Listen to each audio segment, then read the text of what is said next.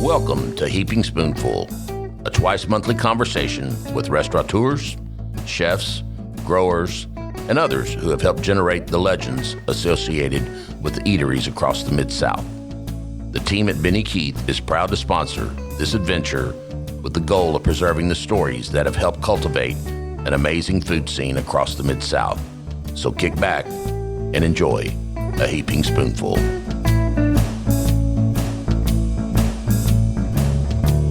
Greetings, everybody, and welcome to Heaping Spoonful. I'm Kelly Bass, and it is my pleasure, after decades of writing about restaurants for Little Rock newspapers and magazines, to be the host of this podcast and just talk about restaurants and the people who make them great.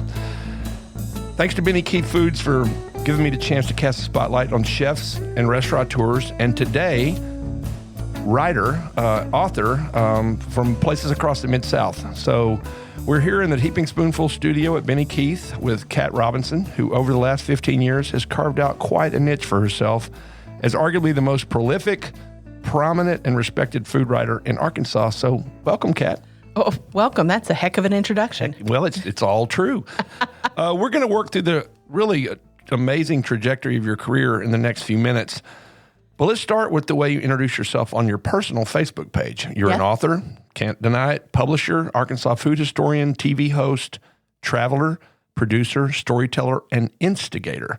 Many of those roles we're going to discuss, but let's start with the last one. What did you intend, and what do you mean by being an instigator? I tend to get people excited about ideas, and then I rile them up, and I wind them up, and send them off in a direction, and hopefully get things going for them. Because, I want people to be excited about all sorts of things. And while I could tackle all the things, I've got a pretty full plate. So you get people moving. Yeah. Yes, I love being able to wind somebody up and set them free and see what they come up with. Oh, that's cool. I like that. And because instigator can have negative connotations, but like you're using it in a positive way altogether. So sometimes on Heaping Spoonful, we start in the present and work our way backward. But with your story, I think it makes sense to move chronologically through how you became who you are today. And I mean personally and professionally. Like lots, if not most people who grow up in rural Arkansas, you got a deep and broad introduction to good, home-cooked, fresh food from your grandparents. So tell our listeners about them and the foods that you associate with them and your memories. Well, my paternal grandmother had a gigantic garden. I mean, we're talking a couple of acres. Wow. So whenever I was growing up, I never realized that we had any food scarcity in that side of the family because there was always something. She grew everything, beans of all sorts, corn, peas, several different types of tomatoes.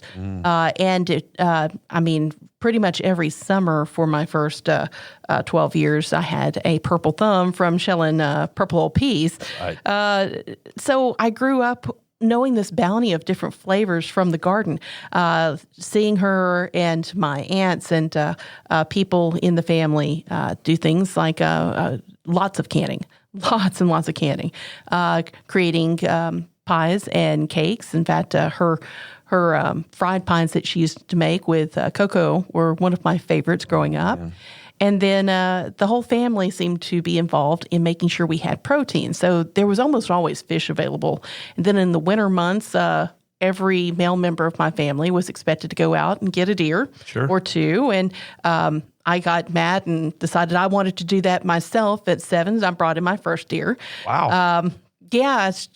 About the time I started shooting ducks. So. Yeah, I was doing deer and squirrel and rabbit, anything that was out there that I could harvest. I managed to harvest.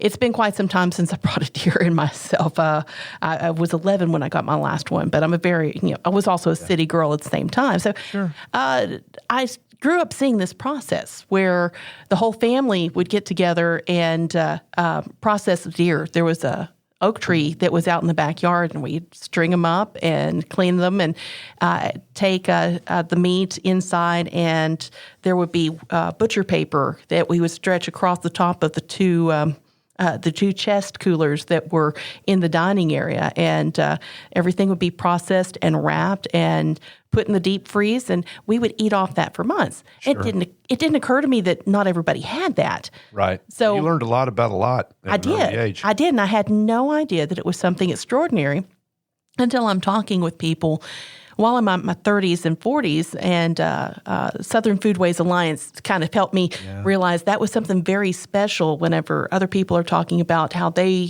grew up, and I realized I had this very different set of components. I understand a lot of people in the Delta had the same sort of experience, but with the ducks. Sure. So I lived on my family lived on that Southwest Arkansas line, which meant we were deer folks instead of duck folks. Yeah, exactly. Well, with food as an underpinning of your upbringing, nothing about your earliest personal or professional pursuits would have suggested that you would end up in a career based on your ability to chronicle food. But you were an artsy kid growing up, right? It I was. Sounds like your daughter is too. Yes. I grew up as a band geek. I started playing piano whenever I was very young. I took up French horn in 7th grade. That's what I went to college on, a music scholarship. But I've always been interested in media. I used to find old radio programs and old TV programs that were available through the library system, and I did as much research as possible because I was just fascinated how we got started with this thing that didn't exist. Mind you, this is the 80s, so at the time, less than 100 years ago, and how mass media... 30 or 40 for TV. Yeah, it was crazy. So I developed a deep interest in it. In fact, when I started writing, I was about in the 6th grade at that point, I started writing screenplays and film scripts and stuff, and they were absolutely terrible. But I knew I wanted to do something with writing. The thing is, all the people that seem to be around me, especially teachers and family members, were like, "We're concerned that you're not going to have a career that's going to provide for you. Sure, if you want to write in your free time, that's fine. But nobody makes a living at writing." Well, so au contraire. That took a while. So when you were in college and you went to Arkansas Tech, is that correct? Yes. Yeah. Yes. And so my wife was a French horn player at Ouachita. Probably about the same time you were doing it at Arkansas Tech. I do believe so. Yeah. So in college, you started working in media, right? Yes. I think I read, and of course, you've been well publicized, and Dwayne Hebda did a really good job on your high profile article. Oh, yes. First off, I don't know if he listens to Heaping Spoonful, but that guy is really good. He's very thorough. Another man who has, or another person who has found a way to carve out a living as a writer. Yeah. But, and not on the staff of the Democratic Gazette. But anyway, so you saw a sign that said, "Hey, we need folks to come work at the radio station." Yeah, it wasn't even the first day of school. I was up at Tech early because the band obviously gets together and Got to be ready for the football game. Got to be ready for that very first football game. Yeah. And I saw signs out, and there were two signs. One was for a musical production, and one was for KXRJ, the radio station up there. And if they had been switched around on times, I might have ended up in musical theater. But instead, I went to the organizational meeting for KXRJ. I had always wanted to be a DJ. I'd wanted to be a DJ since I was a little kid. I was just fascinated I want to be the person on the radio. I love WKRP in Cincinnati. Sure. And I grew up listening to Craig O'Neill, who, if you ask him, he'll say that he raised me. It's crazy. Channel 11. Right? Yeah, well, it's. I started at Channel 11 before he did, which is a very strange set of situations. But I went into KXRJ, got my FCC license, and was on the air within a week. I did all sorts of things. I did classical music programming because I had that background. I did jazz, news, and then I had a novelty music program called The Eccentric Show, which I thought I was going to be the next Dr. Demento. That's good. The world really has changed quite a bit. But that led me to working first down here at KABF and then getting my radio 88.3 on your dial here in Little Rock, Arkansas. And man, you learn so much, especially whenever you're on your own overnights. You figure out all of the self-sufficiency you need to work in a community radio station. And then I ended up at KARN News Radio and spent a couple of years there. Which was the the news source, but radio news source by far. It was. Other than, I guess, NPR stations. I mean, I was very fortunate to be there at the time of Jim Elder and Ray Lincoln and Pat Lynch. And was Neil Gladner there then? Yeah, Neil was. He was one of the 4 news directors in the 2 years that I was there, and I learned a whole lot. I had planned to continue being an on-air personality, but I got into news and fell in love with it, and rolled on from there. And that's how I accidentally ended up in television. Yeah. Well, the names you just anybody in Arkansas. I mean, when you mentioned Ray Lincoln, he had the Ray and Ram show. Yeah. And you mentioned, Jim Elder was the voice of the Travelers and one of the most respected sports journalists of all time. I mean, you worked with some Hall of Famers. Yeah, and they were incredible. I was very young. I don't think anyone realized that whenever I started at KARN, I was all of 19 years old. Yeah. And there was a lot of people just assumed I was older. I guess maybe the voice, which I've been practicing since I was a kid. Yeah. I was there at 19, and many times I was the only person in the building other than whoever was running Snyder Telecom at the time, because this was back over in the days of the location over there at Cedar and Pine. Well, my first radio gig when I was at the Arkansas Gazette was with Lisa Gibson, and Lisa Fisher for many, many years. Uh-huh. And we talked about whatever rock and roll was coming into town that weekend because she was young and I was young. We loved rock and roll. And Neil Gladner said, our listeners are not really into rock and roll. We probably don't need to continue to do this show. So I started doing it with Tom Wood on Magic 105. And these are all people that I've ended up working with, especially Lisa Fisher and I actually worked together whenever I spent a very brief time working at Ron Sherman Teleproductions back in the old UA4 theater out there at Geyer Springs, the old Southwest City Mall. We got a lot of theater commonality. So then you go from KRN to KTHV Channel 11, which for those listening, that's the CBS affiliate in Little Rock, and we'll end up there, but it's not your next step, right? It wasn't my next step, actually. So I graduated from college after I'd been at KARN for 2 years, and mind you, I'm at Arkansas Tech, and driving down to about work an hour if you're lucky. I made the trip 2 to 3 times a week because I had my responsibilities at Tech and my schoolwork, plus still working at KXRJ. In fact, there would be a time I would, during my senior year on Sunday nights, I would start at 8 o'clock at KARN. I would be on the air until 5:30 in the morning. I would leave and drive up to Tech to go to class between 8 and noon. I'd take a small break, and then I was on the air from 2 to 6, took another break. I was in the air from 7:30 until 10 o'clock at KXRJ.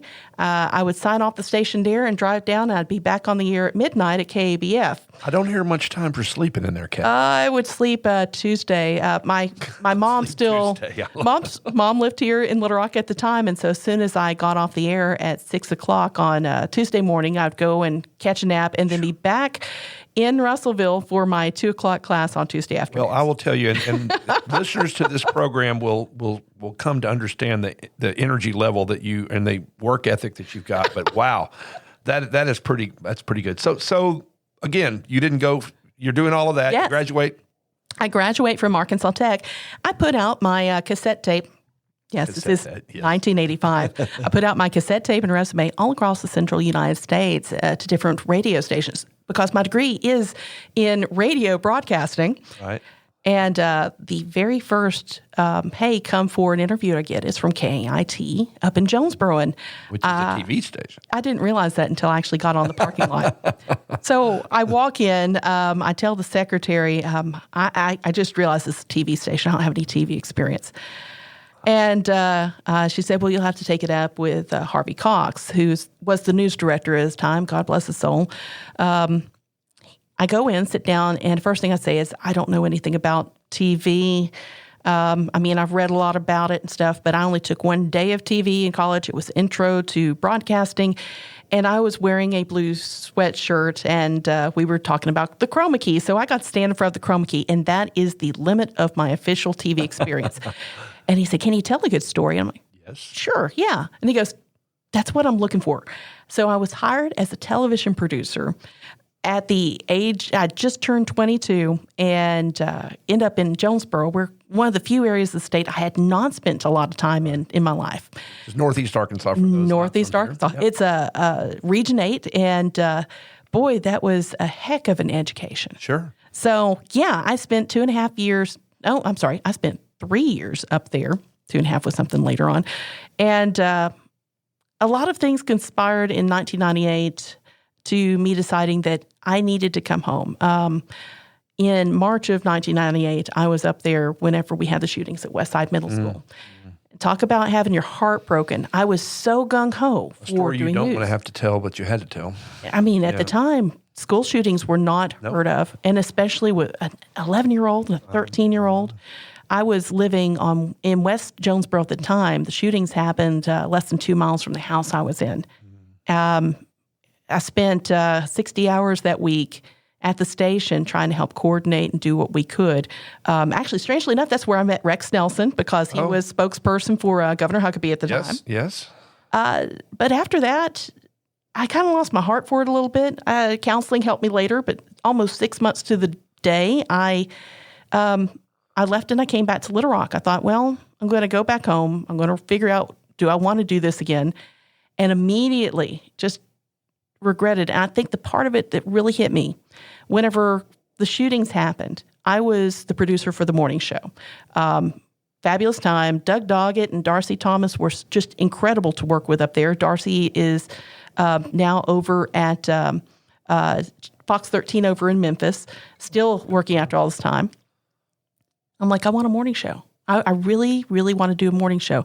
I interviewed at THV 11 for the brand new 5 o'clock show at the time, and walked in, and 5 p.m. or 5 a.m.? 5 p.m. p.m., right, yeah. Lane Mickelson was news director at the time, and he says, so what is this 5 o'clock show look like to you? And I said, it should be something for everybody. And I kind of laid out what I wanted. He goes, well, I was looking for a show that was aimed at women, but I'm going to keep you in mind. And whenever a third slot producer position opened up in July of 1999, I got a message that this had opened and said, it's only a temporary position, but if you want to apply, well, I'll be honest with you. At that point, I was about ready to bite on anything. I'd done some radio traffic reporting, which wasn't for me. I had done a lot of temp work here and there. And at that time, I was working at Ron Sherman and doing television production. And I'm a journalist at heart. Right. And advertising just was not for me. Sure. So I jumped at it. I thought, okay. And said, well, it's going to be for 3 months until we the show had been from 6 to 8, but we're going to move it back to 5 o'clock to 8. And then whenever CBS This Morning begins in the fall, it'll just be 5 to 7. So we can only give you 3 months of guarantee. I'm like, by that time, I'll figure it out. And by the end of that 3 months, I was the senior producer on the show, and I stayed there for 8 years. Give me a 3 trial, and I'll prove to you that I want to. So you stayed there for 8 years? 8 years. And I've read again, you said that was just in, I have my current one included, job experiences that you look back on and go, man, that was really good stuff. Oh, yeah. And because you had a real consistent team, and I've been on THV a lot, and I've known when Michael Kaplan was the general manager, and you know, it's just they do a good job. I had it was a perfect storm. I had a fantastic morning show crew, mind you, because everything there's automation and staff cuts over the years. I had a crew that started out 21 people, and whenever I left, it was 13, and now they do it with maybe 11, which I think is crazy. But I had B.J. Sams and Robin Richardson. Man. And Tom Brandon was just then starting out, and I remember... Was Ed Buckner there then or not yet? Ed was there. Ed had been there a little bit longer. Tom had come in right before the March 1st, 1999 tornadoes. Strangely enough, my mom was watching them instead of my morning show up at KAIT, which she could get from where she was atop Billy Goat Mountain there. She kept telling me, you know, pretty much from the first time she saw Tom, she said, you got to work with this guy. He needs taming. And pretty much we joke about that. I mean, I was glad he's back. You know, he left and came back. That's where he needs to be. Yeah. And I'm very thrilled for him. So what led you to leave THV? Well, 8 years. 8 years, right. And I saw some of the most amazing things in the world, but I also saw some of the most devastating. I mean, we were getting ready to do a cut-in the morning of September 11th, 2001. Yes. And I'll never be able to erase those images from my mind. We were, it's something that we all talk about, those of us that were broadcasting today, but it's a community experience now, but it was hard. And a lot of the little things that I saw, a lot of things that I read, because I went in at midnight every single night. I sometimes didn't get off until noon because I really invested hard into that program. And the first thing I did each morning before I did anything else was read the wires from the day before. And some of the stories that I read were horrific. And I did a lot of curating because I knew morning show viewers include kids. Yeah. I didn't want to put anything out there that was going to be distressful, but I also needed to make sure that we informed the public. So a lot of my writing was informed by this. My job responsibility was pretty much with my co-producer, whoever it happened to be at the time, to write a morning show of 2 hours in the span of 4 hours each morning, and then set up the guest for the following day and work on any sort of promotions and fun stuff that we had. The fun stuff was great. The people I work with were fantastic. We were family. But it gets on you after a while. Grind. It's a it really super is. grind. And in 2007, I had a conversation with Robin, and she told me she was ready to retire. Yeah. And that seemed like a good jumping off point. So I actually left the station 3 weeks before she did. But you left without having another gig set up. I know. Well, but it worked out. So is that when you started your Tie-Dye Travels website, or did you already started that before? I had started writing for myself on a blog platform, just trying to keep my chops going. And, Sure. And that's where Tie-Dye Travels evolved. In fact, when I left out, I had interviews set up. I thought I'd do public relations. Most TV producers in this market end up in either public relations or nonprofits. And I figured, well, I guess that's where I'm going to go. But whenever I made the announcement that I was getting ready to leave, about a week before I did leave, I had people that started reaching out to me. Sure. And they said, hey, can you write something? I mean, do you have anything going on? If you don't, hey, I need you to write something. And I'm like, I can do this. Yeah. But I didn't have a game plan. I had money stuck back. And you were fielding offers as they came in to write freelance articles. I was. And they were tiny little freelance articles. Yeah, they don't Let me be honest. I was $50 here. Oh, it was less than that. Okay. There was a lot of stuff I was doing at the time that I was pretty much, we'll pay for your food, or here's $25. I've done some of that too. It was not a way to make a living, but I thought, well, whenever I finally decide what I'm going to really do, I'll just jump into it. And then, fate kind of changed things for me. I left on September 7th of 2007, and within a month, I had an interview that changed things for me. Now, mind you, I had several interviews where I was the person being interviewed, including some of the competition in the area that was offering me more money than I was making at THV. And I'm like, I after building all that up, I can't see myself walking into something else and competing. I left because I don't want to do this anymore. Yeah, I left because it was time. I was 33 years old, so I was ready to pick up and figure out what I was going to do. But I also had an interview where I was interviewing a brand new chef to this market, and that was Chef Lee Richardson. Oh, wow. Yeah, the Ashley's at the Capitol was getting ready to open. Man. And watershed moment for the Little Rock dining scene. Everything sort of changed in 2007, and not just in Arkansas, or not just in Little Rock, but all of Arkansas. As I find stories now, as I go and I interview people, even to this day, it's like, well, when did you make this change? And 2007 seems to come up. It really was this moment in time where everything changed. I'm interviewing Lee for, and I can't even remember the publication at this point. It was very cheap, I'll tell you that. And he's telling me about his plans, and he's been trying to reach out to farmers, and he stops, and he says, so what is Arkansas food? And I didn't... He thought about your grandparents, and you could tell him. Well, I at the time I felt, I don't feel qualified to answer this question. which surprised him. He's like, well, you've lived here all your life. I'm like, well, I could tell you this and this. I could tell you about catfish. I could tell you about farm fresh vegetables and barbecue. Yeah. But I thought, let me get back to you on it. And I didn't realize it at the time, but it ended up becoming this focus for me. Yeah. And ever since, I'm learning more every day. I will never stop learning more about what we have as our food and foodways. It shaped a whole career for me. Sure. And it was tie-dye travels because I remember the early days of knowing you and you were in tie-dye. I was in tie-dye. But you're not so tie-dye anymore, right? Or you still have it, obviously. I still have the tie-dye, and I bring it out from time to time. So it can't be an everyday thing. No. Well, it's the supplier that I had that was making the particular shirts that I like to wear went out of business. Okay. And I thought, well, I'll just dye my own stuff. And then I was pregnant with my daughter and told, do not handle dyes, and I never got back to it. Yeah. But labor-intensive process, too. I had a company out of India, of all places, that I bought clothing from, and they were asking for suggestions, and I sent them suggestions, and they started making these kind of shirts that I wear now, which are based on that same idea. Right. And now they sell them for $80 a pop, which means I can't afford them. But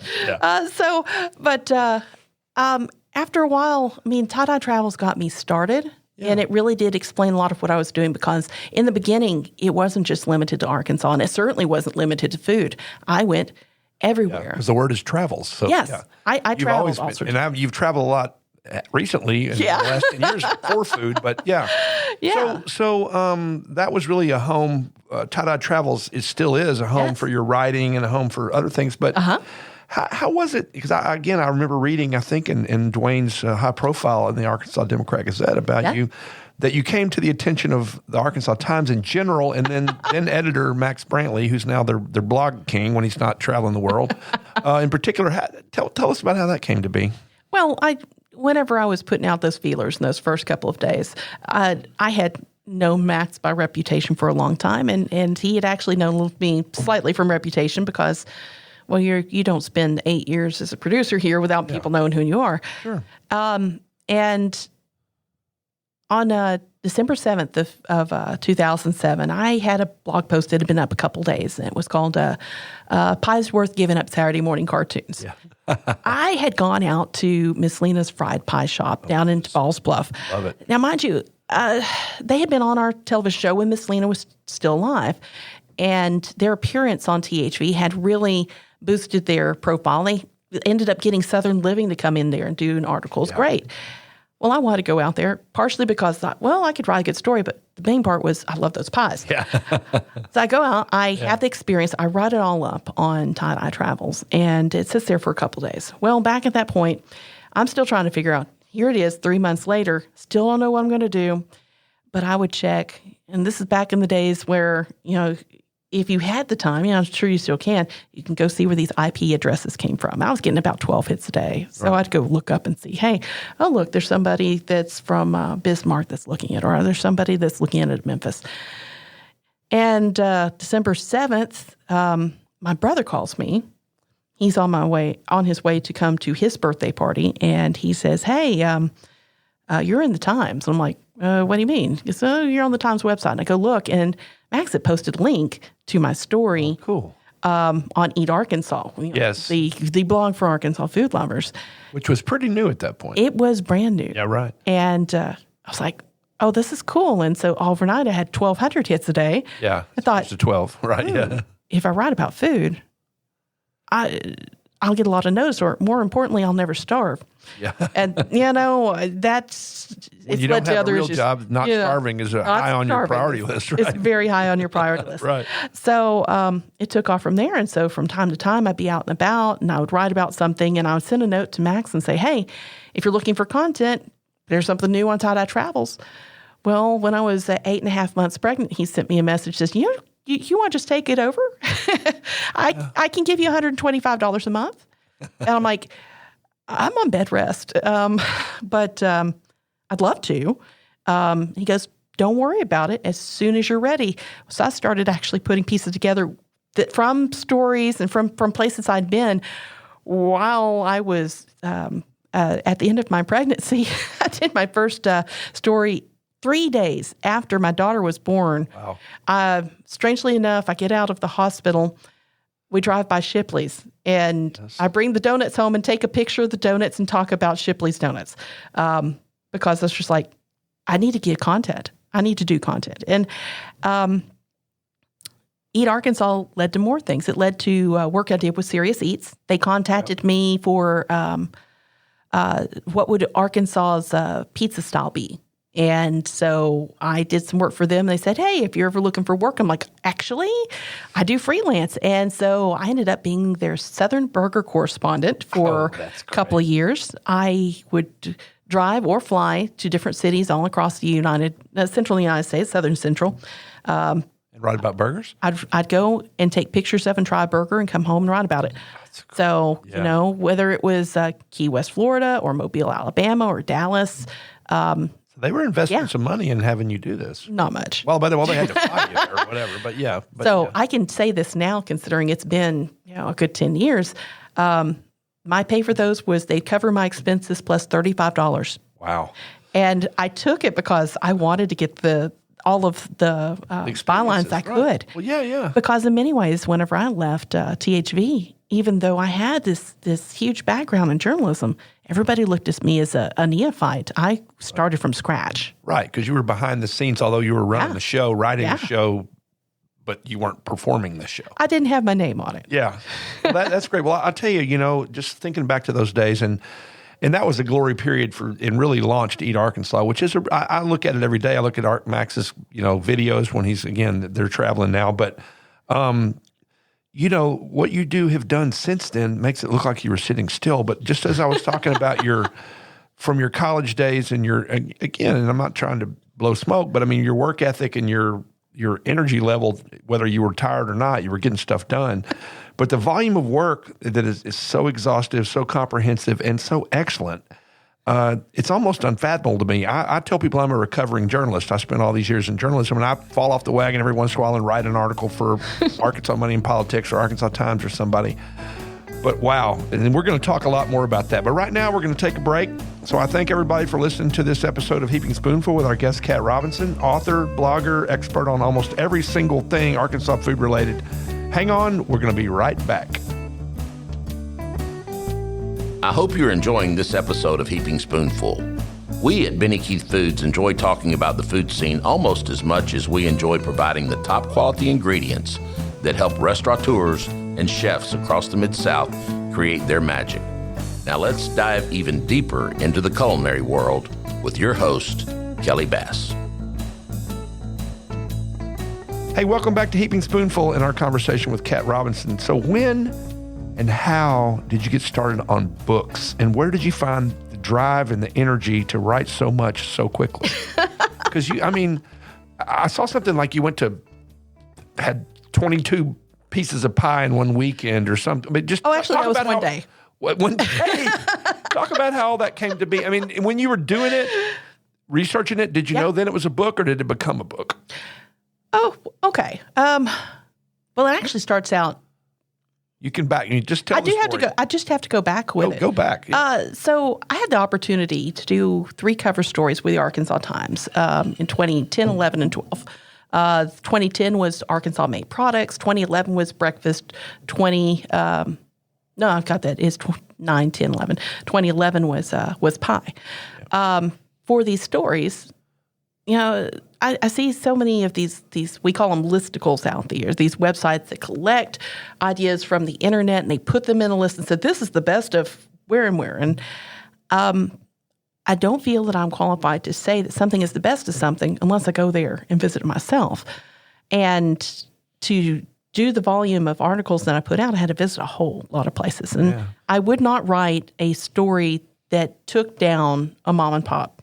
Chains were fair game, but I've always felt, I have seen several times where one review kills a restaurant. I've written those, unfortunately. Oh, people have gotta eat. Nope, including right. people that run these places, and because I have the opportunity to choose and say, okay, I don't want to harm these folks. They may have just had a bad day. So I would go a lot of places. the collecting like that started with the breakfast article for the Times because I had 3 months and lots of places serve breakfast. And so by that point... some do it well and some don't. A lot of places, both. And by that point, I had hired photographer Grav Weldon to work with me, who at first also worked for food, and for an opportunity to get out and photograph because he's an art photographer. So we would meet someplace at 5:30 or 6 o'clock in the morning, and between the two of us would actually eat the breakfast because you know I'm still poor at this point and didn't have the opportunity to just leave something on the plate, and there might be 5 breakfasts in the morning. Yep. And that probably wasn't really. I know that wasn't good for me. The next year, so tasty. We did pie, and while I collected a lot of pie, I thought, well, okay, I'm going to go and do some more. And at that point, if I had 8 pieces of pie in a day, it was crazy. But in 2012, I was contacted by History Press, an editor by the name of Will McKay, who said he had done a search for Arkansas food, and my name came up in every listing on the first 3 pages of Google, so I must know something about it. And would I want to write a book? Well, I've always wanted to write a book. I was just like, I'm going to be the great American novelist, right? Well, this would be a stepping stone towards that. So he says, so you want to just write a book about Arkansas food? And I'm like, that would take a while and stuff, and it'd be a really thick book. And he says, well, write me some proposals, and I'll get back with you. He gets back with me, and he's like, these are all great. One of them was on hamburgers, and one of them was just on garden vegetables and stuff. And then there was pie. He says, hey, these are great. Which one can you write in 30 days? And I'm like, well, I guess the one on pie. Research and write. Yeah, and even though I'd written the article for the Times, I didn't feel like I had enough. And so August of 2012 for me was just a blur of going to different places every weekend because I had a paying job by this point. I had started working for the Arkansas Department of Parks and Tourism. Yeah, I was the communications manager for 2.5 years there. And I could not do this. I mean, I didn't ethically feel it was right for me to do the research while I was actually on the job. And so I'd get off work, I'd go home, and I would write as much as I could, and I would research what I could. I put out on my Facebook, hey, where can I go get some pie? And I would leave work on Friday afternoon and drive to a corner of the state and just go to different places and order the pie. And we did have one weekend with 22 pies. And I thought that was crazy. Well, years down the line, we do Make Room for Pie with Larry Foley, which was... Love Larry Foley. He was amazing. And he's a TV producer and he's general good guy. Multi Emmy winning producer. Right. I was very fortunate for my project to be paired up with his whenever AETN, which is now Arkansas PBS, came to me and said, let's do a show about what you do for a living. And of course it's like, well, I guess we'll have to do pie. So the show comes, we spent 2017, we planned in the spring, we went to 8 different destinations and did all the shooting. And Larry and director Hyatt Tuchev put this production together.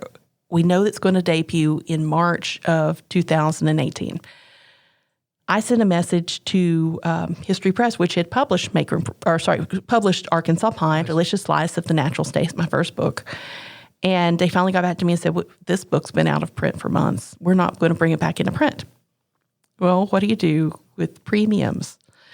I found out on Christmas Eve, and that was a very stressful Christmas. Yeah. And I got up day after Christmas and started writing a list of, okay, I know these places have pies, and I know I need pictures, and I know I need to go back. And I just hit the road. I spent every day between the day after Christmas and Valentine's Day going and recording all these places with pies. And there was one particular weekend, Thursday through Sunday, I started at Rogers, went all across north central Arkansas, and then back down and went into southwest Arkansas. And there were 80 pies that week. Wow. And that was 22 in one day during that trip. You thought 22 in a weekend was a lot, but 22 in a day. It's crazy. And the thing is, the trick is only one bite. Yeah. You cannot take more than one bite. It as it was, I was so sick at the end of the day. I was living on beef jerky and V8 juice. But I would be in the car, and I would use my the Google on mine and say, "Hey Google, restaurants near me menu pie," and it would bring up any restaurant menu that came up that had pie on the menu. And I would call the restaurant, and I wouldn't ask, "Do you have pie?" I would say, "What kind of pies do you have today?" And if they said, "Well, you don't have any pie," I knew to skip it. But if they said, "Oh, well, we've got blueberry, apple cherry," I'm sorry, my phone is going off, so trying to answer me. I would go to that restaurant. I'd sit down. I would order a iced tea or a water and a slice of pie. And when the pie came, I immediately asked for a box. And while the waiter or waitress went to go get the box and the check, I would take the pictures of the pie and I would try one bite. The box would get there. I put the pie in the box. I would pay the ticket, and off I went. And whenever I'd get home from one of these trips, I'd actually have people waiting in my driveway For the pie. For the pies. I'm like, but I've eaten a bite off them. They didn't care. They want to try the pies. I'm not scared of your kids. Oh, that's And great. I managed to get more than 400 listings in the very first edition, because there's 2 editions of Arkansas, another slice of Arkansas pie, a guide to the best restaurants, bakeries, food trucks, and truck stops for delectable bites in the natural state. That's the whole title is registered. And I learned, because I also did things like go and set up my Library of Congress listing, and I learned, don't put it all on the first line, because that is the full official title of the book. I did things like get my ISBN numbers. I tried using a program called Quark Express to lay out the book, because I started publishing. I had to publish myself because your publisher said we're done. Yeah, they're like, well, we can publish a book for you, but that'll be in the fall. And I'm like, no, I've got to have this right now. I contacted the Butler Center, and they said, it's usually 2-year waiting list on this, University of Arkansas Press. I contacted everybody I knew. Nobody wanted to touch a book in December that wasn't written yet, that had to be published by March. Right. Quark Express didn't work for me. They wanted $800 for the program. And I'm like, I don't have $800. I've got to spend it all on pie. Yeah. And I ended up teaching myself Adobe InDesign. And I managed to lay out the book myself and send it off on March 6th of 2018. The show debuted on March 8th, and books were in readers' hands on March 28th. Isn't that great? It was insane. The way the world had changed. It really has. Yeah. So the last I saw, and it may have changed, your total number of books was 11? Yep. Yeah, I have 11 books that are published. Can you kind of, can you remember all 11? Oh, yes. And what, kind of talk to them in order and Okay. sort of just a little bit about how each one of them came to be. Okay. So, well, of course, Arkansas Pie, A Delicious Slice of the Natural State, was published in November of 2012. I thought it'd sell about, 500 copies, and we had to go to second printing in less than a month. So it really blew up. It was great. And it's a collection of essays of different places to go and get pie in Arkansas. And pictures of that. And lots of pictures. And the photographs for that book were mostly taken by Grav Weldon. Right. The second and third books were originally supposed to be half of one big book called Classic Eateries of Arkansas, but instead broke up into smaller bits because I write too much. The second book is Classic Eateries of the Ozarks and Arkansas River Valley, and the third is Classic Eateries of the Arkansas Delta. And these are both books that cover restaurants that at the time, in 2013 and 2014, were more than 25 years old, right, and were considered classics in their area. I can probably name some of them, but I'm not going to. But yeah, I know. 'Cause I know that whole down to Russellville, and of course you have a Russellville background. Oh, yeah. And we've had Whataburger on this show, and Oh, right, yes. Yeah. Oh, the Feltners are fantastic, they are folks. Right.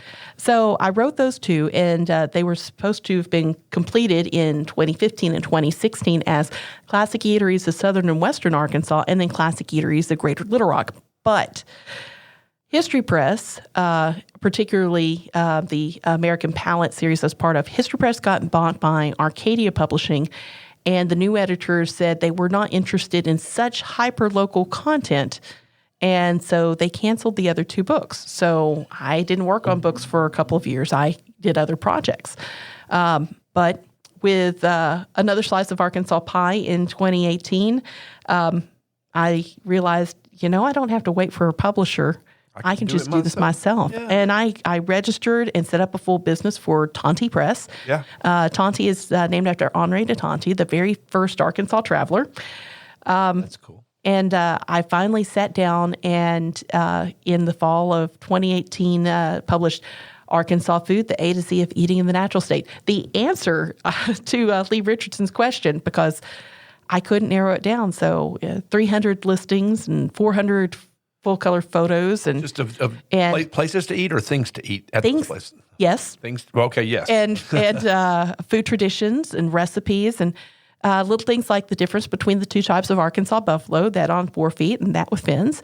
Yes. How to say crappie correctly. Yes. And everything's from preserves to pancakes. Starts with apple butter and goes all the way to zucchini bread. Love doing that. In 2019, apple butter to zucchini bread. There's your A to Z. Literally, it's everything in there. In 5 different recipes for cheese dip, because you have the Mexico Chiquito style. And I just made that a few days ago. Oh yes, yes. And I have a friend. In fact, we've had the Haney's. They're not married, and that's their last name anymore. But Jerry Haney's daughters operate Mexico Chiquito, and one of Lisa's husband Scott's a good friend of mine, and I showed him the recipe. He's like, close, but you don't have it right. Nope, it is okay, and that's why it's Mexico Chiquito style. I can get close. I can't get the perfect one, but then again, if you look in cookbooks all through that particular 1970s and 80s and 90s, everybody's got a version of it. Well, the thing is, and I'll just say this: I've probably eaten 800 metric tons of Velveeta and Rotel cheese dip. That is not cheese dip. No. You don't start with a white sauce and melt cheese into it. And I use American and a lot of different. People love my cheese dip, and it's Mexico Chiquito style. So I'll get back to the books in a moment, but that is something that. See, I like to mess with Texas. In fact, I became the backbone of an article with the Washington Post, where there was an instigation to see which was the better cheese dip. And of course, it ended up Scott McGee took the cheese dip up to Washington. Clearly won it. But Texas Monthly every once in a while will come out and say, well, cheese dip really is us. Their latest claim a couple of years back was, well, Margie Donnelly was originally from Kilgore, Texas, so obviously cheese dip was created here. And she was the Mexico Chiquito. She was the wife of Blackie Donnelly. And Mexico Chiquito, right? And the Donnelly family. Invented cheese dip. Yeah. A lot of people say it was Blackie, but members of the family say, well, Blackie was fantastic. He's a great guy, but he could not top Margie's cooking. So she probably is the one that came up with it. Yeah, in that day and age, the women were the cooks. Yeah. Well, interesting. I told them, if you can show me a restaurant menu before 1943 that has cheese dip listed on the menu, we'll talk. They could not come up with a menu before 1980 out of Kilgore, Texas. In fact, so there's this idea that cheese dip and queso are the same thing, and they are not. Nope. Queso is literally melted cheese. And sure, you have that into antiquity. Queso, you've got that. And all those things. Yeah. I mean, you've got it in Mexico. You've got it in New Mexico. You've got it in Texas. Sure. Cheese dip is essentially cheese gravy. It is made from a flour base. It's flour and butter made into a roux. You add your spices, and then you melt your cheese into it. And milk. Yeah, and milk, yes. Yeah, right. And that is cheese dip. And there's so many varieties of here in Arkansas. So, every time I see something pop up, I'm like I got to get number 12 might be a cheese dip book. Well, let's get back to your books. Seriously, because you got more. We've gone through just a few. Yes, in 2019, I woke up one morning and realized I needed just definitively answer the question everybody asked me: "What's your favorite restaurant? What's the best restaurant in Arkansas?" Well, I can't do that. No. Oh well, I mean, well, it depends what you like. I can tell my favorite restaurant, and my favorite restaurant is Star of India here in Little Rock. Sammy. Sammy. I need Sammy on this show. Oh my gosh, you do. Yeah. You absolutely must get Sammy on the show. I'm gonna talk to them. And he's an extraordinary proprietor. He knows everybody. He never forgets a face. But his food is such a marvelous example of North Indian cuisine, and it's comfort food for me. Oh, it's so good. And They were doing Indian food long before we have several Indian restaurants now, but long before anybody else was doing it. It was the first place in the state of Arkansas that really stuck with it. Tikka masala. The first time I went, I cried because my now ex-husband, there, one of the reasons he is an ex, was insistent, let's go try some Indian food. Let's hook you up with a vindaloo. And Yes, vindaloo, I love. A little spicy for you? Well, the way that he ordered it, yes. And at the time, we're talking, this was in the 90s. Right. And I cried. And Sammy comes out and he's like, how do I make this right? And I'm just like, I don't know how to eat this because it hurts to eat this. And he goes, hold on, come back. He brought me chicken tikka korma. He says, give this a shot. And if you don't like it, I'm not going to charge you for the food. And I loved it. I absolutely loved it. It was perfect because it was very spiceful, but it was not super spicy. Right. It was Flavorful, warm. but not super spicy. And he won me over that day. It was several years, though, before I darkened his door again because I went to Jonesboro, came back, and whenever I came back that first time, I think maybe 99, I walk in the door and he goes, Kat, you're back. Wow. Where have you been all this time? 5 years. He's got that Bill Clinton ability to remember people. I was like, how do you remember me? He goes, I remember you. You don't want the vindaloo. That's great. So you wrote a book. I wrote a book. Great restaurants. How many are in there? Well, I wrote 2 books, and I wrote them at the exact same time because I sat down. I'm like, I need to do the 100 best places in Arkansas. And whenever I wrote my list, I couldn't narrow it down to 100. I couldn't narrow it down to 200. So it's 101 things to eat in Arkansas before you die, and 102 more things to eat in Arkansas before you die.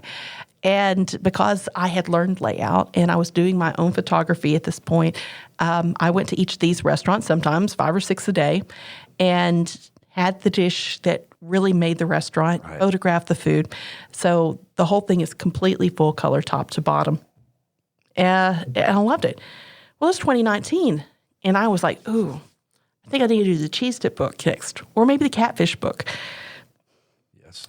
And then 2020 came. Yes, March of 2020. I'm already at this point talking to Arkansas PBS about doing another show that was going to focus on agritourism in Arkansas. I was already out and about doing my thing, writing articles. By this point, I'm writing for USA Today. I'm writing for Food Network and doing stringer work for them. I'm doing stringer work for Forbes Travel Guide. This is just normal for me. And then everything stopped. Yeah. And if you didn't want to stop, it didn't matter because the restaurant stopped. Everything. They had to, yeah. We went into hard shutdown, a hard quarantine because I figured I was probably going to be at risk because my food writing really had increased not only my budget for doing things, but it also increased my waistline a bit. And it really rattled me because there was nothing for me to do. I was even, I couldn't go photograph in a restaurant. I couldn't enter a restaurant. And it was a shock. And after being so busy for so long, finding myself coming to a hard stop was really difficult. Sitting still is not your MO. No, not at all. Yeah. I had to focus on important things like how do I set up so that my daughter can interact with this brand new online school that I don't have she needs to use my computer to access the internet. So my productivity is going to go down from then. And what I found out later that year, I'd severely damaged my shoulder and I'd have to have my shoulder reconstructed. It's painful. So I had that shock, and what I kept seeing was everybody was turning to cooking. Everybody was discovering how to bake bread and making dishes, and they were sitting at home, but they were making food for their family with whatever they'd managed to have in their cabinets or to get from the pickup service at Kroger or what have you. And I saw so many creative things, and I thought, well, I need to do something. And other than doing some layout for some books that I was publishing for other people, I'm like, okay, what if I sent a message out and said, hey, send me what you're making? And so that ended up being not just a book, but there was a TV show that was involved there. We recorded a show called Home Cooking with Kat and Friends for Arkansas PBS, just an hour-long program. But it was a way to keep the momentum going. And so I contacted These are people's recipes that they sent you? And like Kelly Marks and Ken Dempsey and Scott Marks McGee. made our wedding cake. Yeah. Oh, my gosh. She's fabulous. Well, she did a little segment on how to make oatmeal cookies from those little packets of instant oatmeal. Wow. And it's just adorable. Her husband took shot video of her from one direction, and then she had another phone that was another direction. I mean, on cell phones, recorded her stuff. Ken made fried green tomatoes with his daughter, which was really neat to see. And then Scott showed how to make pizza on the barbecue grill. And I made yes, okay, and I made cheese dip. And that became. It became a TV show and book. It became a TV show, and it spawned 2 books. The first one I put together from all these different people. I had 43 friends that were cooking in their own homes. So it's called 43 Tables, an internet community cooks during quarantine. And it's a compilation book of all these different things we were making. So you see simple things like my daughter's s'mores recipe is in the book. Okay. But you also see things like my friend Heather Mabay did tagine cooking, and Christine Seeley King was doing a cassoulet. And it was neat to put this all together in a book. And I didn't do it for profit. I put this together, try to keep our spirits up. Yeah. At the same time, when I retreated to my at the house that my mom and I share here in Little Rock with all of these cookbooks that I've been collecting over the years. And I started cooking from those cookbooks, but then I started thinking, what did we used to have back then? How do we do this? And I started cooking dishes from my life. And since it was just my mom, my partner, my daughter, and I in our little pot at the point, every day I would cook up something. Like my daughter became a huge fan of all things Bisquick beer muffins. Oh, wow. And so I'd make a batch up for her in the morning whenever I got her up to go to school on the computer. And she'd sit at the computer and have her biscuits. Or, if she wanted to have sausage gravy and biscuits or something else, I'd make these things up for her and photograph it. And then I would make a meal at night that'd be a complete meal. And doing things like, oh goodness, so many things there. Different types of beef dishes from the past and chicken and the way that we made cheese dip whenever I was a kid, like the Velveeta cheese dip. And how many different ways could I do fried green tomatoes? And that became A Bite of Arkansas, which was now I have to think about the number here.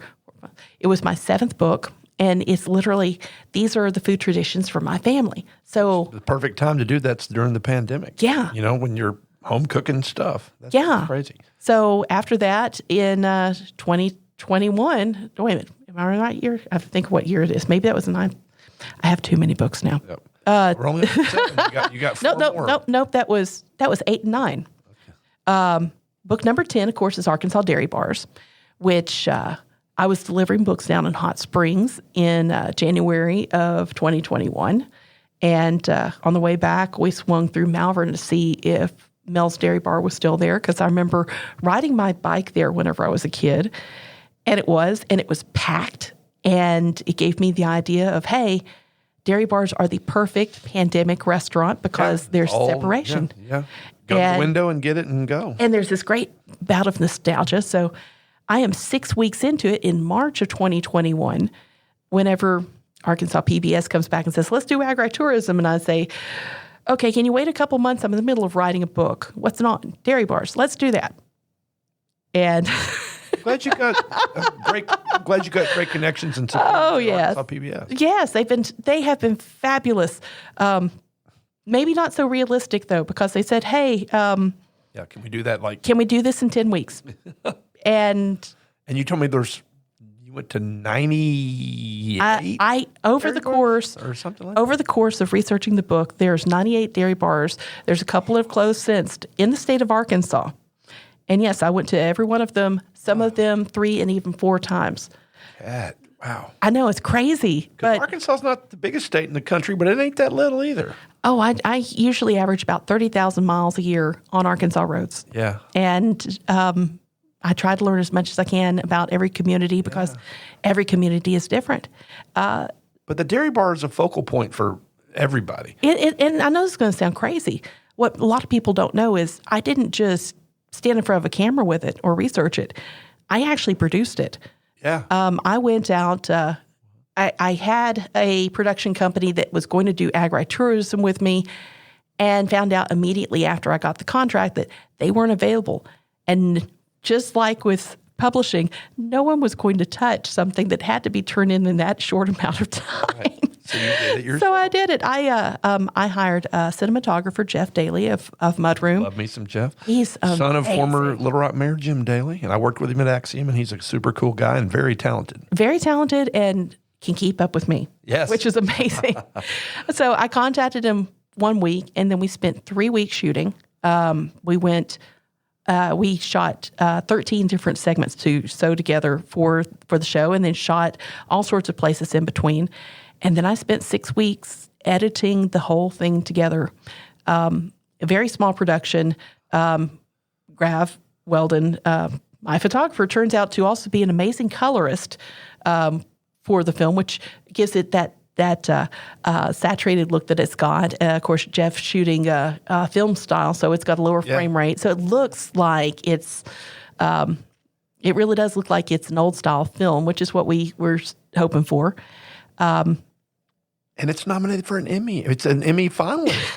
Strangely enough, the Emmy is for me hosting it. For you hosting it, right? Yeah. But it's so you narrate it? I actually narrated it, and I stand up in the film, and of course I do all the interviews and stuff. And I look back now and go, well, that's an amazing piece of work. And at the time, I'm like, I'm never doing this again. It's crazy because I would wake up at 6 o'clock in the morning, and I'd go sit in the recliner. I had 2 laptop computers on my lap and a monitor. And I was just working with my headphones on, and I'd work till I fell asleep. And get up and go to bed and turn around, do it again. 6 weeks. And managed to get it put together. Got music from Rob McCormick of Some Guy Named Rob for a good portion of the film. How long does it last? How long is it? It's an hour and 25 minutes. Mm-hmm. It runs longer whenever it's on PBS because of Pledge Drive and what have you. Right. But it's an amazing series of stories from some of the more seasoned of our dairy bars across the state. Did you get all 98 of them in there? Oh, no. No. I got 64 of them in there. Okay, wow. That sounds so crazy. Yeah. Well, okay, there's 13 features. Like Feltner's Whataburger. But it's Feltner's Whataburger, Bailey's Dairy Treats, the Dairy at Mount Ida, Salem Dairy Bar in Benton. Been there. Grew up around there. Yeah. It's the Burgess smoked turkeys and Louisville? Yes. All those different places. It's like there's so many of they're them. They're very different. Yeah, I like Troy's in DeWitt, where we found the Love Burger, Scoop Dog in North Little Rock. Yeah, that's fun. Hamburger Station in Paragould, which, oh, my goodness, I just had myself a big chetty this weekend. It was great. Susie Q up in Rogers. And then in between, I had been recording little snippets of video as I went to the different restaurants for the book, because I usually put out a little promotion whenever I send out a book. And so we used a lot of that. So there was lots of little momentary things. Some things like the Charleston Dairy Diner. Jeff and I are actually on the road for, after shooting Feltner's Whataburger, heading towards northwest Arkansas, but we'd taken the side route so we could get some different shots of different smaller bars. And he's shooting the exterior of the Charleston Dairy Diner, and the proprietor comes out, and she's just like, "What are you doing?" Yeah. We tell a lot her. of video cameras around here. We get her, and I just start talking to her. And Jeff sneaks the microphone up and just pins it on her, and she gives me this perfect little interview. I mean, it's just great, just talking about how this was the heart of the community. And whenever it went up, they were going to close the last time. She's like, I couldn't let that happen, and she stepped in. Oh, so. Yeah, lots of these different places across the state, including, of course, the Daisy Queen up at Marshall. Yep. And so there's 64 different dairy bars that are shown, even if it's just for a second in there. I tried to shove them all in, but you can't do everything. No. But the book has all 98 plus the Kinda Drive-In in Marshall, because its history alongside the Dairy Queen. Theater right by the. They opened the same year. Oh, I didn't know that. Yeah. And Kinda, the Deering family had owned it and opened it up the same year as the Mays family took over the Daisy Queen. It actually dates back further. The whole building had been located down the road. It was picked up and moved there. And the Mays bought it because it went up for sale, and Mr. Mays had gone deer hunting, and Miss Mays found out it was for sale, and she says, yeah, we want this. And whenever he came back in from deer hunting, says, get your good clothes on. We're going to the bank to get a loan so we can buy the dairy bar. And he's like, okay. So, yeah, it was extraordinary. It debuted in August of 2021 on Arkansas PBS. The book became available nationwide in October as a hardback, and then I turned the paperback quick because I wanted to get in the people's hands in November of 2021. Oh, that's wild. And so I would only imagine, and you can tell me if I'm right, that the TV shows have really brought a lot of attention to what you do. I mean, it's out and available. You said you wanted everybody to be able to see it. It's not behind a paywall. It's not behind a paywall. You can find it on YouTube. You can find it on Arkansas PBS. Yep. That's really, I mean, your profile was already high, but it's really raised it higher, right? But it's not about me. That's the thing. But you created it. Sure. I create this content because, frankly, all boats rise with the tide. And if we can keep Arkansas's restaurant scene healthy, then it gets more people in the state spending money in the state. But if we get the attention out there nationwide, it gets more people to come into the state and spend their money here. Well, one thing I'm going to tell you real quickly is that I remember when Guy Fieri was coming here to do some diners, drive-ins, and dives things, and there was a lot of publicity in the newspaper about it. And then nobody followed up. And so I reached out to Lindsay Miller at Arkansas Times. I said, I would love to write an article about the effect this has had on their business. It's unbelievable how many people come. And every time it reruns, they come. And they have the Flavortown app, and they're driving through here because we're at the confluence of I-30 and I-40. They get on the Flavortown app and see where he went, and they show up at the Root, or they show up at Bruno's, and they come to Bruno's and they order exactly what he had on the show. But no, the impact is amazing. And so it's funny that you mentioned Guy Fieri because he stole my life. Yeah. Yes. You should be the host of Diners, Drive-Ins, and Dives. And I said to Gio Bruno, are you a diner, a drive-in, or a dive? He's like, I'm none of those. I was like, well, okay. But yeah, you should. That should be your brand. There's actually some truth to this. I mean, some really crazy truth. 2006, Food Network introduces the next Food Network star. And it's won by two guys, which I didn't really think was fair because everybody else on the competition was one person, but these two guys were working at it. Anyway, I got excited about the idea. I can audition for this because they put out the call and said, hey, would you like to be the next Food Network star? So I get my stuff together and I record my segment. Now, for those of you who don't follow me regularly, may know I have a really odd hobby. I'm a lifetime member pretty much of the Society for Creative Anachronism. I do medieval reenactments. I have been researching food in the SCA for decades. And I thought, I could put a spin on this. So I get dolled up in the bodice and corset and a big dress of an Elizabethan woman. And I cooked a couple of dishes from different places in medieval times for my video audition. And it went well. I mean, I got approval. I went through the first couple of stages, and I'm excited. I'm trying to get my time off from THV set up so that when they call me, I can go.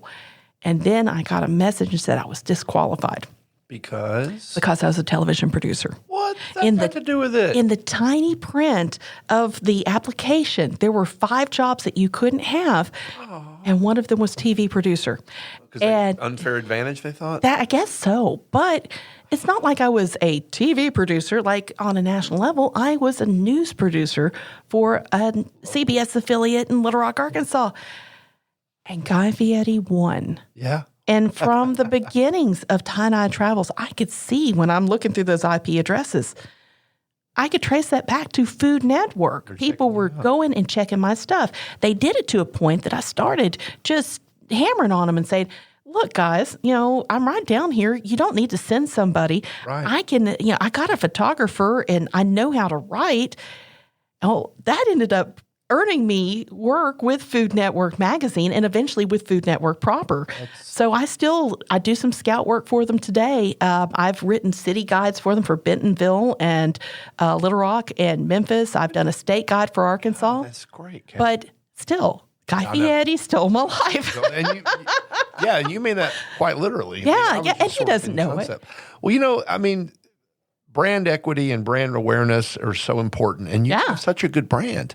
And but again, it's proven in many ways because there's still a lot of ancillary pursuits. Yes. I mean, we should have long ago had an Arkansas Food Hall of Fame. We've had it, maybe 5 years or so now? Actually, this coming year will be year. I want to say it's 7. It may be 6. Yeah, but yes. Yeah, and Arkansas you're one of the selectors, right? Well, back in you and Rex. Back in 2013, we were debating the idea of this with the Arkansas Department of Parks and Tourism in the tourism division while I worked there. Marla Kreider and I, rest her soul, had she's like, well, what can we do for this? And the ideas for Arkansas Food Hall of Fame came from this idea. But we didn't pursue it at that time, partially because of my conflict of interest, since at that point I was doing books. Whenever the idea bubbled back up with Stacy Hirsch, she and I sat down one morning in Community Bakery and hashed a bunch of stuff out, and it happened. And it's amazing, and I'm thrilled to be a part of this. In fact, we're getting ready to sit down and talk about what we're going to do for this year because voting is usually the entire month of October. So be thinking about your classic restaurants. I will. And I've loved seeing how that's developed. I've loved to see how it's grown. Huge thing, and I love some of the ones in there. And I love that, one of the other guests of 71 we've had on Heaping Spoonful is Ella Hugh Washington from Last Inn. Yes. Who not only is Food Hall of Fame, but also a James Beard yes. winner. I mean, that is, and anybody around Little Rock, Arkansas, coming through Last Inn, Roosevelt exit number 139, right off Interstate 30. Look for the blue building. Look for which they had to move when they built I-30. Yes. Right. Yes. Right. So there's one more book, though, that I haven't really talked about. No, there's so many. We're 10 of 11. What's number 11? Number 11. So in the middle of Dairy Bars, after the production was done, but before the book was released, I spent 12 days at the Writers' Colony at Dairy Hollow up in Eureka Springs. That's a tracking wagon. It is, yes. Yeah. And this book is actually dedicated to her and Ned, her husband, who's passed many years ago, sadly. But the Dairy Hollow House wasn't just influential as far as being a extraordinary dining destination, but the choice that they made to turn that property into a writer's retreat has really made its mark as far as writing. But it's also got the only food writer-centric culinary suite in the United States. I did not know they had a food writer-centric one. It is amazing. And so I went up there. How many folks were in that class or in that group? In the group of the food writers that were doing that? I'm sorry, I'm not sure. Oh no, as far as the suite itself, it's available to visit. I see. As a writer. Because there are, I think there's 8 suites available. There's 5 in the 505, which is Frank Lloyd Wright Usain House that was donated to the Writers' Colony that they've updated next door. And then there's 3 suites in the main building.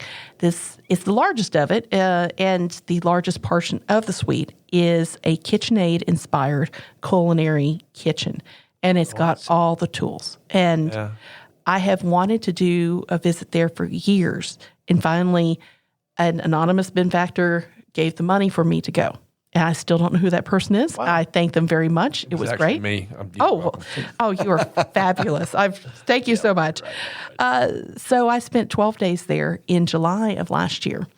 I went with so much raw food to go. I went down and got tomatoes out of Bradley County, and I went to different farmers markets here, loaded up the car with plenty of staples and 2 boxes that I'd curated of Arkansas church and community cookbooks from the 20th century.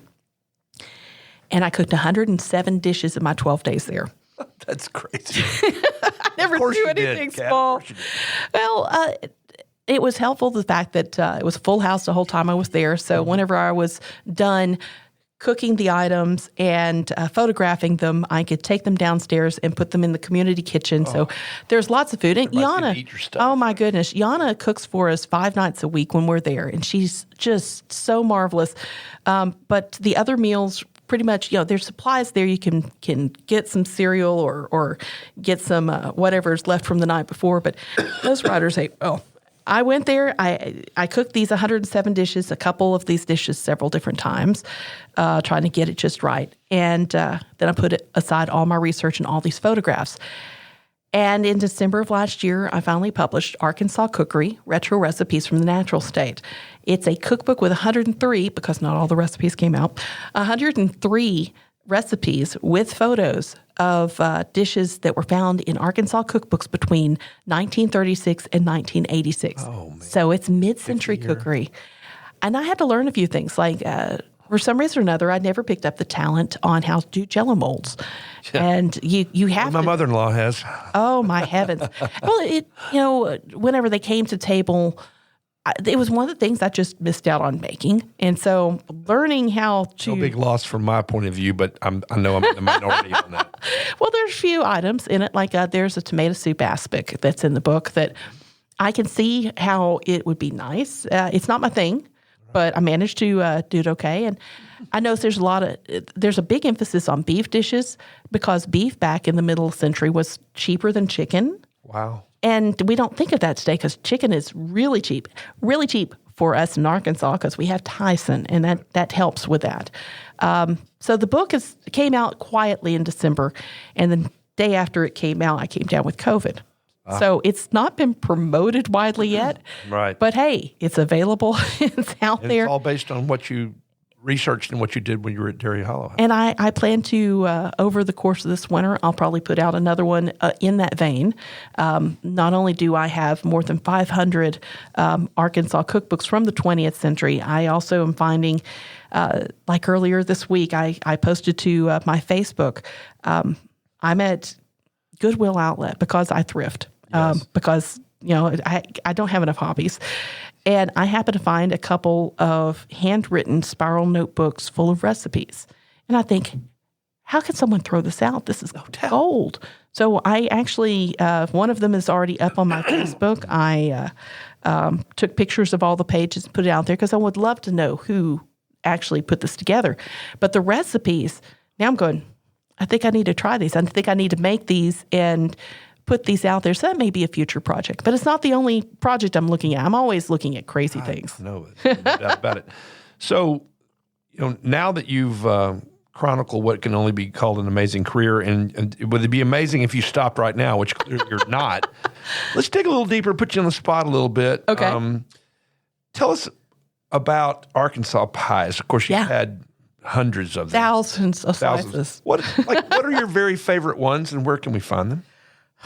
Favorite. One or two, just one or two. Okay. I'm going to start off by giving you my daughter's favorite pie. Okay. Because she has certainly sampled plenty of it. At 13, she burns it all off. Right. It's just not fair. Drives you crazy. And that's up at Carol's Lakeview Restaurant up in Cherokee Village. Cherokee Village. Okay. They are one of the very few places where you can get a rhubarb pie in the state of Arkansas. They grow their own. And the way they keep it from getting bitter is they pull it up each year at the end of before the first frost. They put it in a freezer, and they have a freezer just for their rhubarb, and then they replant it each spring, and their rhubarb is never bitter. They do a blueberry rhubarb pie, and I love it. But for Hunter, it is the best pie anywhere. I mean, it's extraordinary. Let's see. There's 475 locations in the book. Several of them have closed because it's restaurants. Right. There's a restaurant, though, that opened since I put that together up in Harrison called Jamie's Local Flavor. You walk in, and the pie case is massive, and it's whatever they decide to make. They have an amazing lemon cream pie. They do an incredible French silk. Anything that is a cold pie, they knock it out of the park. I like the cold pies. I like the whipped cream, not the meringue. I'm obviously, you've been to Charlotte's and yes. Keogh. Yes. And you order your pie first because by the time you're done with your lunch, they may not have the pie. See, the real secret is you call up at 10 o'clock in the morning and you place your order for pie and you get it to go. Yeah, that's my wife's family lives in Stuttgart, so I make that run. What about dairy bars?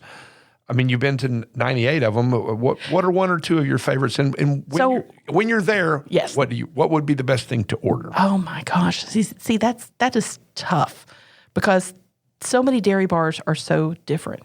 I guess I do need to talk about number 99 because there's been one that was not in Arkansas dairy bars, and that is Marie's Dairy Cream up in Mountain Home, and they decided to reopen in the fall of last year after Arkansas Dairy Bars aired. So it's the only one that's not in the book. Or in the TV show. And so it's in Mountain View. Okay. And I was... Mountain Home or Mountain View? I'm sorry, it is Mountain View. Okay, I was on my way after the Delta Silver Screen Festival back in June. I was driving from there to drop off books at the Ozark Folk Center.